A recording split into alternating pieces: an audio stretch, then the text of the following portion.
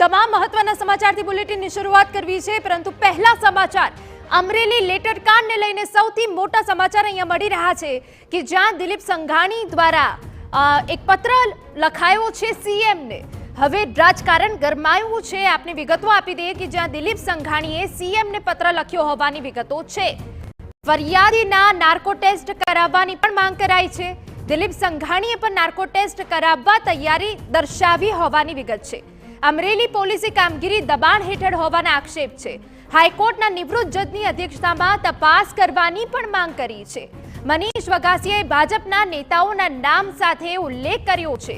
મનીષ વગાસિયાએ કરેલા આક્ષેપ બાબતે નાર્કો ટેક્સની માંગ કરાઈ છે। સરકાર મહિલાની રાત્રે થયેલી ધરપકડને છાવરે છે તે બાબત ખોટી ગણાવી છે। સરકાર સાચી હકીકત લાવવા કાનૂની કાર્યવાહી કરે। પોલિટિકલ એડિટર કિંજલ મિશ્રા વધુ વિગતે વાત કરવા જોડાયા છે। કિંજલ, જ્યાં એક તરફ વિપક્ષે પોલીસે કામગીરી સામે સવાલ ઉભા કર્યા હતા, પરંતુ અહીંયા દિલીપ સંઘાણી પણ હવે પોલીસે કામગીરી સામે સવાલ ઉભા કરી રહ્યા છે। સીએમને પત્ર લખ્યો છે, શું વિગત?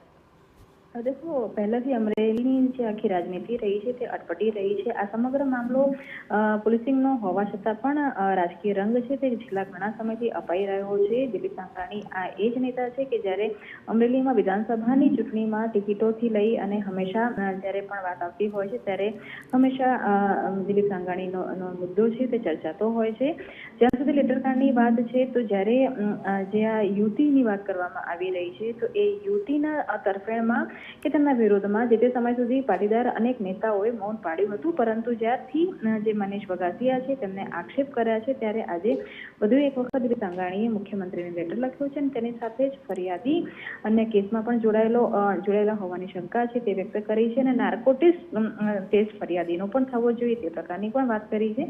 અને જે મહિલાને રાત્રે ધરપકડ કરવામાં આવી હતી તેને લઈને આજે સવાલ ઉભા કર્યા છે, પરંતુ જે સમગ્ર પોલીસિંગ છે, પોલીસિંગની અંદર જ કયા પ્રકારની કામગીરી થઈ છે અને કામગીરી કેટલી સાચી હતી કેટલી ખોટી હતી તે માટે પોલીસ દ્વારા એક ઓલરેડી ટીમ છે તે બનાવવામાં આવી છે, જેમાં નિર્લિપ્ત રાય છે તે પોલીસ દ્વારા કરાયેલી કામગીરીને લઈને રિપોર્ટ છે તે પણ જે ગૃહ વિભાગ છે તેને આપી ચૂક્યા છે। પરંતુ આ સમગ્ર મામલો છે તે હાલમાં રાજકીય રંગ છે તે છેલ્લા કેટલા સમયથી પકડી રહ્યો છે।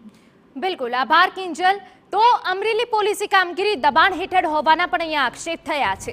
હાઈકોર્ટના નિવૃત્ત જજની અધ્યક્ષતામાં તપાસ કરવાની પણ માંગ કરી છે। મનીષ વગાસિયાએ ભાજપના નેતાઓના નામ સાથે ઉલ્લેખ કર્યો છે।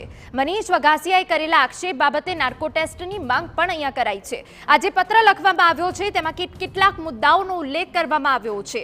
સરકાર મહિલાની રાત્રે થયેલી ધરપકડને છાવરે છે તે બાબત અહીંયા ખોટી દિલીપ સંઘાણી ગણાવી રહ્યા છે। સરકાર સાચી હકીકત લાવવા કાનૂની કાર્યવાહી કરે તેવું પણ અહીંયા જણાવી રહ્યા છે। એક તરફ અમે આપને એક પત્ર બતાવી રહ્યા છે કે જેમાં અનેક એવા મુદ્દાઓ છે જેનો ઉલ્લેખ દિલીપ સંઘાણી દ્વારા કરવામાં આવ્યો છે। અહીંયા પોલીસે કામગીરી સામે સવાલ ઉભા કરવામાં આવ્યા છે, સાથે સાથે આરોપીના નાર્કો ટેસ્ટ કરાવવામાં આવે તેવી માંગ કરાઈ છે અને પોતે પણ નાર્કો ટેસ્ટની તૈયારી દર્શાવી હોવાની વિગતો આ પત્રમાં ઉલ્લેખ કરાયો છે। અમરેલી લેટર કાંડને લઈને પહેલાથી જ રાજકારણ ગરમાયું છે, જ્યાં વિપક્ષ પણ અનેક સવાલો ઉભા કરી રહ્યું છે, પોલીસ કામગીરીને લઈને સવાલ ઉભા કરવામાં આવી રહ્યા છે। તે વચ્ચે હવે દિલીપ સંઘાણીના લેટરથી રાજકારણ જરૂરથી ગરમાયું છે।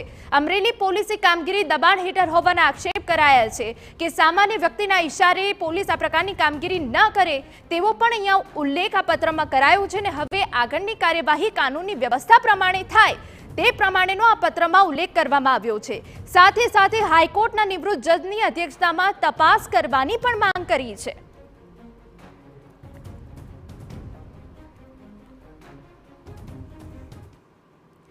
તો આ તરફ દિલીપ સંઘાણીના પત્ર અંગે કોંગ્રેસ પ્રવક્તા